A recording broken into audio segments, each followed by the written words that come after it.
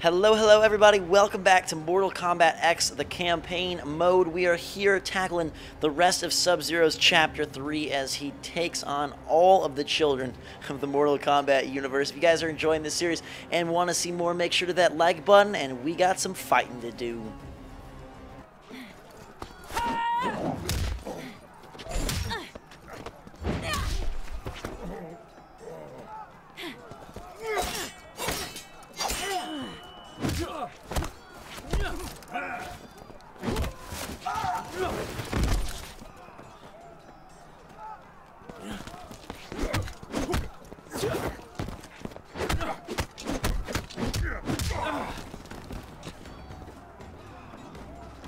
Feint.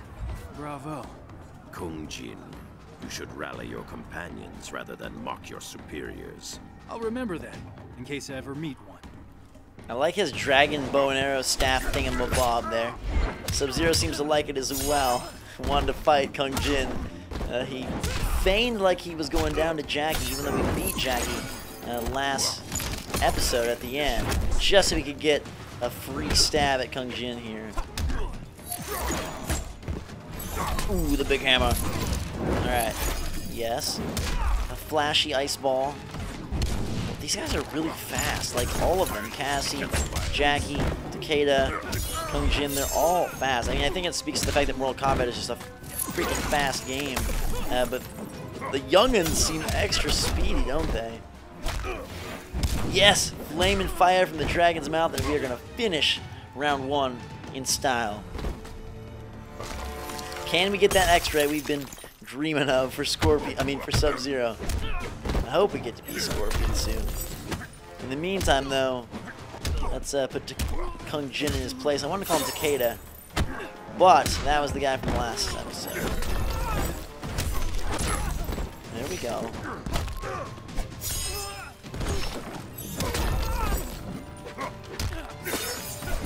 Ooh. Blazing across the screen like some sort of OG Robin Hood. Alright, should we let him see if we can fill up our X-ray meter?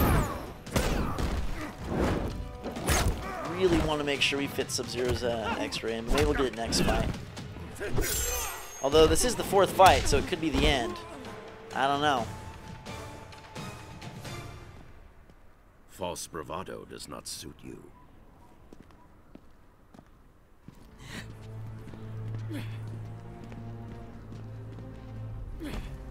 Any ideas? Sub-Zero, let's talk. That opportunity has passed. Got a new plan, Cage? You could have followed the old one, Jin. You're gonna catch hell if you kill us.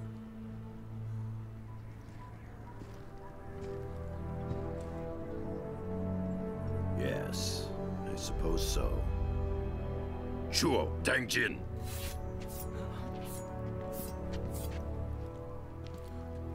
That worked? This was all a training exercise. Damn. I should have seen it. You and your friend show much promise, Cassandra Cage. But until you function as one, you will fall short.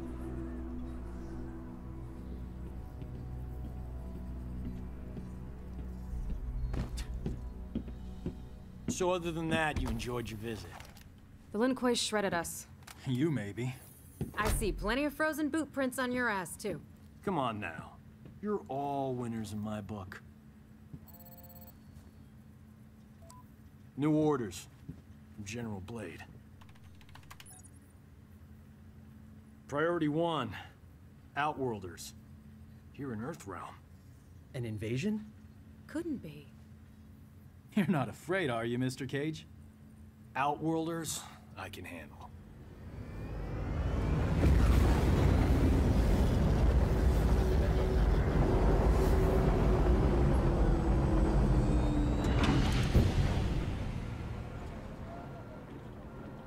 So when did they show up? The portal opened by the docks a few hours ago. Nearly 5,000 in all. Refugees from the Outworld Civil War. Must be bad if they risked coming to Earthrealm. After you.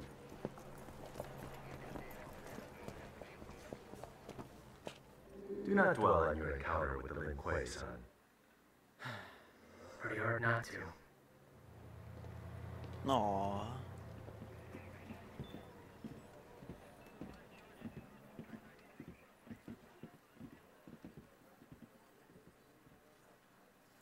Thanks, Kenshi. Could you and Mr. Cage join us? Sergeant Cage, you and your team as you were. This is Li Mei. She seeks asylum for her people in Earthrealm. Our village, Sundo, was the epicenter of a fierce battle. We barely escaped with our lives. Such is war. I mean, no offense, but you Outworlders kind of live for that, right? This was different. The rebels, Milena, had a weapon unlike anything.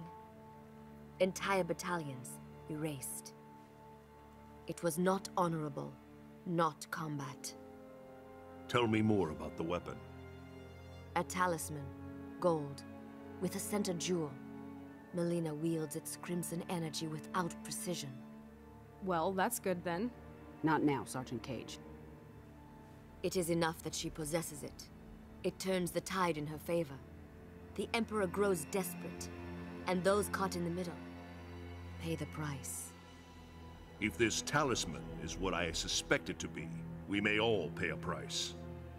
We talking about Shinnok's amulet? Can't be. The base, the vault, your wardings.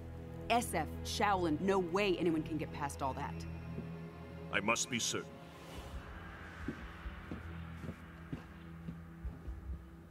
Well, this is cozy.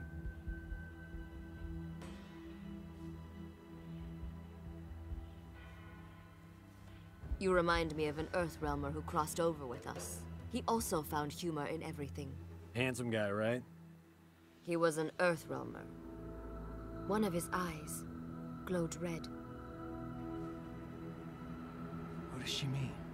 Kenshi, continue with Li Mei. I'm going to the refugee camp. Gotta get to him before he finds a way out. I'll come with. Go get an update on camp security from Colonel Flagg. Why? Because then you won't be here.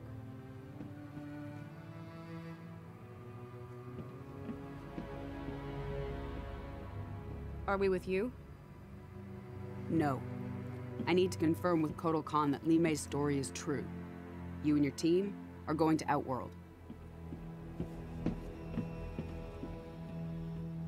That concludes Sub-Zero's chapter of the story mode, but because we didn't get to see his X-ray, I thought we would tack on a multiplayer fight to the end of this episode here, and we'll actually show you guys the Grandmaster variation where he gets that Ice Clone, which I think is pretty cool. We'll just have him face off against Takeda, because I thought Takeda was really sweet in the campaign, and we'll go right where they were. Where were they?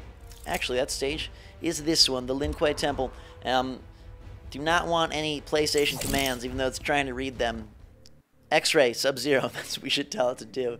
I wanted to make sure we didn't miss out on this character's crazy ultimate move here. Grandmaster. Let us see what Scorpion taught you. They have different dialogue for each character, depending on what character they're going up against. It's pretty cool. They record like a crap ton of audio, which is very nice. So we'll get in here with him, and there you can see the clone. That works pretty well. Ooh, got a little bit of Scorpion's like get over here type thing. You'll notice different from the last Sub-Zero we played as, since this one's Grandmaster Sub-Zero. He does have the Ice Clone and the Clone Toss as special moves exclusive to this variation. That's why you see the symbol next to those attacks. So we can easily bring out this Ice Clone right here, like, well, he went right through it, but we could do that, and he can throw through it, and then we'll get the X-ray, and you can see what kind of pain he inflicts by squeezing organs and jabbing a giant ice pick through Takeda's eye. That's nasty. We'll finish this round off just so you guys can get an idea of the different variations of Sub-Zero and how they can come into play. I'm just getting a little greedy with that, but there we go. You can throw it. Looks pretty darn sweet. Quick win in round one for the Grandmaster himself. What do you guys think of the campaign so far? I'm curious to know your thoughts on Mortal Kombat's storyline. It's always like, it's interesting because I think of all fighting games, Mortal Kombat by far does story mode the best. Super Smash Brothers, the Subspace Emissary mode was really cool, but they took that out from the latest version, so it's not even an option really anymore. Mortal Kombat 9 and now 10 both have like out of this world epic stories. Even if they make, you know, minimal sense half the time, being able to play through all the characters, switch characters, it's something that I wish more fighting games would dabble with. Instead of just like a traditional mode like this, gives you a lot more context for the fights. And I just like the way that it switches back and forth and kind of establishes almost like a mini movie of sorts on the game disc here. So we'll finish Takeda and wrap up this video. It looks like Chapter 4 is going to involve... ooh, what's his fatality? Oh, we can do an easy fatality. Alright, Bed of Ice. Let's do that one.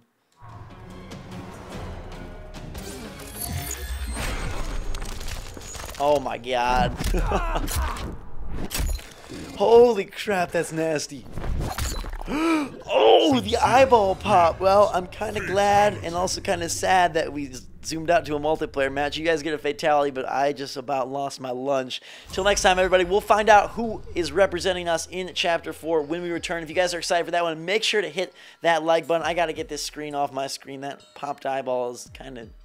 It kind of reminds me of Gary from SpongeBob now in a weird way, so maybe it's not all that scary. Either way, drink so much, all guys and girls, and until next time, thanks again, and we will see you all later.